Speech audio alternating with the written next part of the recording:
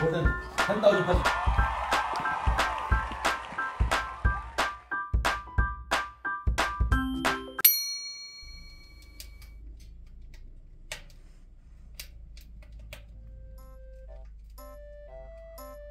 Hello mga kabisdak! Welcome back sa ating vlog! This is Bisdak in Korea, your Baholana, Ajuma. Araw ng linggo, January 5. Sabado pa lang ng gabi ay nagsimula na po mag-snow. Hanggang linggo, buong araw po ng linggo ay medyo malakas ang snow. Kaya pabalik-balik po ang ating snow blower. Yan po yung truck. Sa kanyang unahan ay may malaki siyang pala. Tinatanggal niya yung snow sa kalsada. Tapos sa likod naman niya is meron siyang salt sprinkler. Sinasabuyan nila ng asin yung mga ice para mas madali po itong matunaw. Sa una lang po masaya ang snow, pero kalaunan ay nagiging problema na po ito, especially sa mga drivers. Parang ako, parang ganyan ako mga kabisdak, parang si Little Insoy.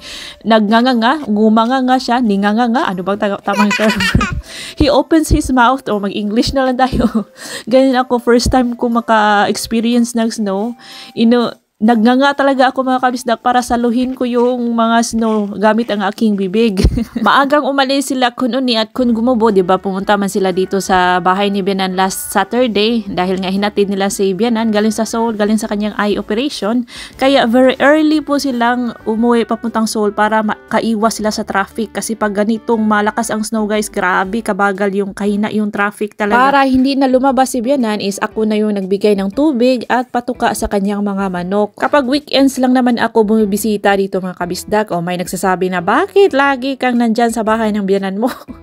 Mga kabisdak, weekend vlog po ito. So, of course, nandito pa ako sa bahay ni Bianan. Bumabawi po ako sa kanila, no? So, tumutulong ako sa mga gawaing bahay dito sa bahay ni Bianan. Diba, 2 days in a week lang naman. Sa akin, 5 days. Sa kay Bianan, 2 days. So, tinutulungan ko yung matanda, no? Dahil nga, nahirapan na si Bianan kumilos. At may iba din na kapag hindi nila nakikita si Bianan, kami lang tatlo. So, sinahanap naman nila si Bianan. Bakit daw namin hindi sinama? Ay, ano ba talaga? Nahihirapan. Ang hirap yung pakisamahan, mga kabisdak ba? Joke lang, na-appreciate ko po yung nagsasabi na naghahanap kay Bianan, bakit wala si Bianan, bakit kami lang. Gusto kong gano'n na mga gano'n na mga comments, hindi yung bakit nandyan ka lagi. Ayan na nagagalit, wag niyo akong pagalitin ba, hindi na ako makapagsalita ng maayos. So itong hinugasan ko is mga fresh miyok. Yan po ay oyster, fresh po yan na oyster guys. Gagawa po ako ng sabaw miyok guk with fresh oyster. Hindi, this time is fresh oyster ang gagamitin, hindi na po baka. At hindi dried seaweed po ang gagamitin, kundi ang fresh na seaweed. So, puro fresh ang ating mga ingredients, no? So, first time ko pang magluto ng fresh miyok. So, ganito, hindi ko alam kung tama ba itong ginagawa ko. Basta kay hugasan ko yan. Tapos, hindi ko na isinama yung kanyang stem kasi medyo matigas po mga kabisdak. So, yung dahon lang talaga. Tapos, hinugasan ko ng maayos. May assistant ako, si Little Insoy. Siya yung tagahawak ng gripo kahit hindi naman kailangan. Sige na lang kasi wala siyang ibang kalaro. So, kaming dalawa na lang dito sa kusina. Pinakuluan ko lang ng bahagya ang ating mga seaweeds, ang ating fresh na miyok para lumabas yung kanyang, may amoy kasi siya, amoy dagat guys. So, tanggalin ko lang yung kanyang sabaw, saka ko lalagyan ng panibagong tubig, yung panibagong sabaw niya. Magiging light green po ang kanyang kulay kapag naluto na yung mga dahon. Diba yung hinugasan ko pa kanina is siya, very dark green yung color niya. Maganda daw kasi itong miyok para sa mga taong galing sa operasyon, para sa mga taong galing sa ospital. Naalala ko mga kabisdak nung kakapanganak ko kay Little Insoy, 3 araw pa ako sa hospital. Normal delivery lang po yan si Little Insoy. 3 days po ako nag-stay sa hospital. Tapos 3 days po, araw-araw mga kabisdak, nila akong pinapakain ng miyok. Mas madali ka daw kasing makarecover kapag kakain ka ng sabaw ng seaweeds. I-try nyo guys yan. Mas madaling ma-regain mo ang iyong power at ang iyong strength. Totoo po yan mga kabisdak. Gumawa po ako kanina ng sauce ng ating dubuchige. Gumamit tayo ng spring onions, chili pepper, garlic, shrimp paste, tapos sesame oil. Dinilagyan ko ng apple sauce mga kabisdak. So wala na pong measurement yan. Tansya lang guys. Tapos lagyan mo ng tubig. Naglagay din pala ako ng tuyo. Kailangan ko na kasing lutuin itong ating tofu dahil mag-isang buwan na po yan sa ref ni Bianan. So bago pa siya masira, bago mag-expire, ay ayan na ating i-chop-chop. Ganyan ko siya i-chop-chop mga kabisdak. Inaano ko sa size kung ano yung size ng aking clay pot. Mas maganda po kapag sa clay pot mo yan lutuin dahil mas masarap po, mas flavorful. Ewan ko ba kung bakit, Basta kapag clay pot guys, mas masarap talaga. Hindi na po ako naglalagay ng asin sa ating sauce dahil maalat na po yung salted shrimps. Tapos naglagay pa ako ng toyo. So pwede ka nang hindi maglagay ng asin mga kabisdak. Seasoning powder lang pala. Maglagay po kayo ng seasoning powder para may lasa po ang iyong dubu chicken. Pagkatapos kong i-arrange ang mga tofu sa ating clay pot is binuhos ko na yung ating ginawang sauce. Dapat lutuin mo siya in medium heat. Medium heat na fire guys para hindi matutong, para hindi didikit po yung iyong mga tofu sa iyong clay pot. Habang tayo ay nagluluto dyan ay nais ko lang manawagan o panawagan po sa mga apo ni Lola Antonia ng Tabuk City, Kalinga Apayao. O, sana ay bisitahin nyo po si Lola nyo. Panawagan po yan galing kay Ma'am Alexa Hernandez. O shout out Ma'am Alexa Hernandez na laging nanonood po sa ating mga vlogs. O regards po kay Lola Antonia. O sa mga apo ni Lola Antonia, bisitahin nyo naman ang inyong Lola. Habang nabubuhay pa po ang ating mga lolo at lola, ang ating mga matatandang mga nanay at tatay, ay bisitahin natin mga kabisdak. Hindi natin alam kung hanggang kailan po sila dito sa mundo. Alam nyo ba mga kabisdak na kahit every weekend kami nandito sa bahay ni Bianan ay iba po yung saya ni Bianan, lalo na kapag nakikita niya yung kanyang apo na si Little Insoy. Nararamdaman ko po na iba yung kanyang saya kapag nandito kami, kapag marami kami sa bahay, at lalo na kapag nandito ang kanyang apo na si Little Insoy. O di ba, kaya kayong mga kapamilya, mga anak, mga apo, ay bisitahin nyo po ang mga matatanda nyo, mga lolo at lola. Dahil iba yung may kasama talaga guys, at iba din yung may kausap, at iba din itong si Daddy Insoy. Lagi talaga yan siyang may complain. Aging may reklamo, pero kahit na nagre-reklamo siya is natutuwa ako sa kanyang facial expression.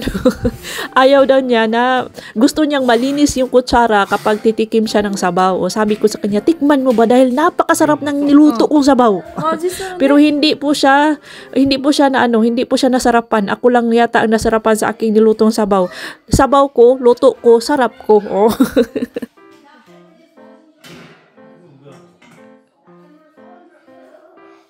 Ito po yung mga wood ear mushroom, mga tenga ng daga na ipinakita ko sa last vlog, dala ni Kununni. Yan, nilagyan niya ng perilla powder, tapos may dinagdag pa siyang isang klase ng mushroom guys.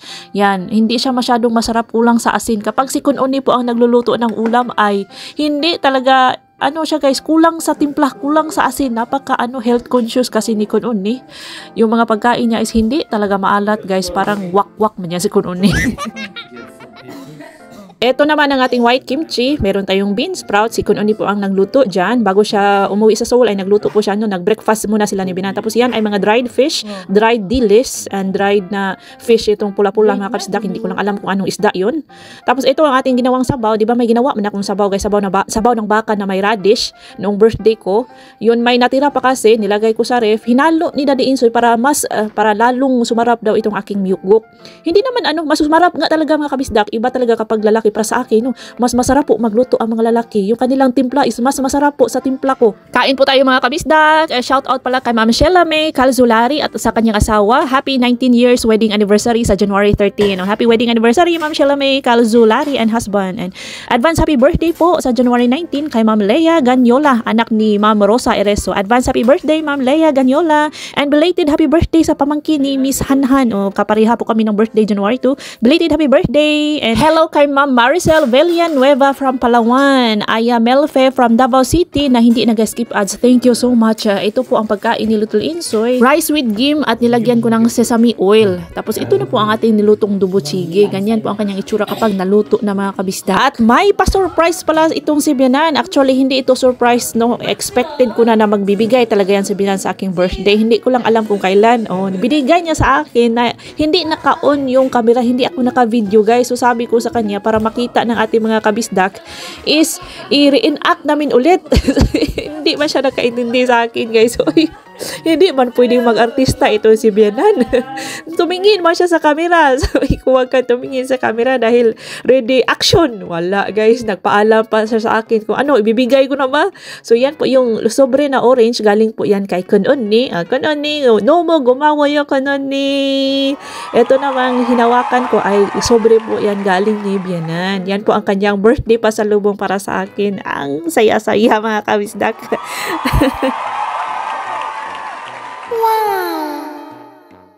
Medyo nagulat po ako na masaya na na-touch po ako sa ginawa ni Bianan dahil ang expected ko is yung minimum lang na amount yung kanyang ibibigay dahil nga galing man siya sa ospital. Pero mas malaki po, pinakamalaki po na amount ang kanyang ibinigay this year. O, diba? O, ganyan po kabait ang ating biyanan. So, nakikita niya po yung mga kabutihan na ginawa ko sa kanya. O, actually, dahil sa kabaitan biyanan, kaya man ako mabait sa kanila, guys. At dahil mabait ako, mabait din sila sa akin. So, ganun lang yun. Kapag mabait ka sa kapwa mo, babalikan ka din ng kabaitan. Susuklian ka din ng kabaitan. Ganun lang yun, mga kabisdak. Kaya, be kind to others para masaya lang ang buhay. Ganun. Hello, mga kabisdak! Ang lakas ko. Hindi ako naga-jacket, Mamaya dito magtakbo-takbo na. Welcome back sa ating vlog. This is Bisdak in Korea, your Boholana Azuma. Today is Monday, January 6. So, yan. Papainitin ko muna yung sasakyan para pagpasok ni Little Insoy mamaya is papainitin ko siya ng 20 minutes para warm na. Nag-snow na naman ulit. So, ang kapal-kapal ng snow, mga kabisdak. Diba noong Sunday nag-snow kahapon. Kagabi naman is nag-snow ulit. Ang ganyan na po siya kakapal today. Oh, as in kapal na siya, mga kabisdak. Oh, tingnan nyo, kaganyan na siya kakapal talaga. Kasing kapal ng mukha ng iyong kapitbahay. Joke. Pwede ka na mag-dive dito, mga kabisdak. Oh. Tinginin mo naman yan. Ayan. Mamaya nakita bigyan ng pagkain Hingi ng pagkain si Mingming. Oh. Mamaya ko na yan pakainin si Melik pagka uwi ko ng bahay galing sa school ni Little Insoy. So shout out pala tayo kay Ma'am Mariel Cesesta from Malinoville, San Fernando, Pampanga. Ma'am Florivic Samson from Antipolo City. Happy viewing kay Sir Arnel Andres and Andres family from Talavera, Nueva Ecija. Thank you so much for watching. Hello din po sa mahal ni Ma'am April Salud na si Sir Alexander Abelia. Hello kay Sir Roel Peteros, Ma'am Daina M. Supida, Ma'am Elsa Erwin Jan Romel Jelay Dimaano from Pampanga. Hello kay Ma'am Juliet Munoz. Happy birthday po sa second child ni Ma'am Ivy Lagora, which is today. Today po ang kanyang birthday. Happy birthday and happy birthday kay Ma'am Nelsa Villegas ngayong araw, January 9. Advance happy birthday sa January 14 kay Sir Ruel Peteros. Advance happy birthday din kay Ma'am Marina Baluyot from Florida, USA sa January 14 din po ang kanyang birthday. Happy birthday. Advance happy birthday sa inyong lahat. Nawa ay mag-enjoy po kayo sa inyong kaarawan. So nahatid na po natin si Little Insoy dito sa kanyang school. Kasama po natin si Bianan dahil may kukunin pong papeles si Bianan. Sasamahan po siya ni Daddy Insoy. Si Daddy Insoy po ang nagda-drive dahil kapag ganitong makapal po ang snow is natatakot po ako, mga kabisdak. So si Daddy Insoy ang pinag-drive natin. Ang sakto kasi sasamahan niya si Bianan sa barangay hall kukuha ng papeles.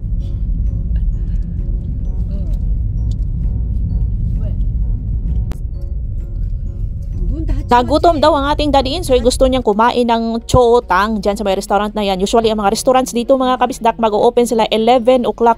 Pero alas 9 pa lang, gutom naman itong Daddy Insoy. Gusto man kumain, humigop ng mainit na sabaw. So ayan, nagpaalam siya kung pwede na ba daw kami kumain kahit early pa. So pwede daw, babalik na lang kami doon sa restaurant mamaya pagkatapos namin kumuha ng mga documents ni Bianan sa barangay hall. Nasa barangay Dungmyon po ang school ni Little Insoy. Di ba taga barangay Bangsan man kami, mga kabisdak. Pero kahit na taga barangay Bangsan kami, pwede pa rin kaming kumuha ng aming mga dokumento, ng aming mga papeles kahit saang lugar, kahit saang town dito sa Korea, guys. Kahit sa Busan pa kami kukuha kahit sa Jeju pa kami kukuha ng aming mga papeles. Ay pwede po. Basta magdala ka lang ng iyong ID. So ito po, bumalik na kami sa restaurant. Ito po ang kanila mga side dishes. Kayo na lang ang magtingin, no? Tanungin nyo na lang ako kung alin ang hindi nyo nakikilala dyan. Yan po ang ating chootang. O yan, may nagsasabi sa akin no, na parang sabaw na ng medyas. Sabaw ng maduming medyas ang mga sabaw dito sa Korea dahil yung kanyang kulay is brown ba, parang dirty look ang kanilang mga sabaw dito. O dirty look lang siyang tingnan pero masarap po yan, mga kabisdak. Sabaw po yan ng isda pero hindi nyo na makikita yung isda kasi dinurog na. Nilagyan ng dried radish leaves, yung tinatawag nilang sirigi, nilagyan ng chives, nilagyan ng maraming perela powder. Kaya ganyan po ang kanyang kulay. Kapag kumain ka sa isang restaurant tapos sabaw ang iyong orderin, siniserve talaga yan nila sa isang clay pot tapos kumukulo pa, mga kabistak. Perfect na perfect sa malamig na panahon. O, diba? Maliit lang siya na restaurant tapos medyo luma na yung kanyang building, guys. Kaya kung mapapansin nyo, yung kanyang design is very makaluma na design. Pero yung kanyang ceiling is hindi po yan dumi. Ano yan, guys? Ganyan talaga ang color ng kanyang paint. Medyo itim-itim. Ito yung nagustuhan, pinakagusto ko na side dish. Yan, dried chili daw yan, mga kabisdak. Dried chili. Tapos pinirito, deep fried. Nilagyan ng sesame seeds at emu lemons. Para siyang chicharon. Ito naman ay zucchinis, dried zucchinis. Ito is cucumber, dried cucumber. Tapos bean sprout. Mga dried na ang mga gulay dito guys kasi kapag winter, nagda-dry sila ng kanilang mga gulay sa summer and autumn para may makain sila sa winter. Para ma-preserve yung mga gulay, dinadry nila or yung iba is pinapakuluan. Yung mga dahon-dahon pinapakuluan tapos pinifreezer, pinapasok sa freezer. Ito ay pa-free lamang po ang kanilang Rice Krispies tapos orange. Bakit bahing ng bahing man itong si Daddy Insoy? Narinig nyo guys ang kanyang pagabahing. While nag-voice over ako dito, nasa gilid ko siya. Bahing ng bahing, parang sisipunin ng ating Daddy Insoy. Pinakain ko na kay Melek yung mga pasalubong galing kay Sujong, Kim Sujong, anak ni Kun Unni. Mahilig din kasi yun sa pusa. Yung mga pagkain ng kanyang pusa, binibigay din niya dito sa ating pagkain, sa ating pusa na si Melek.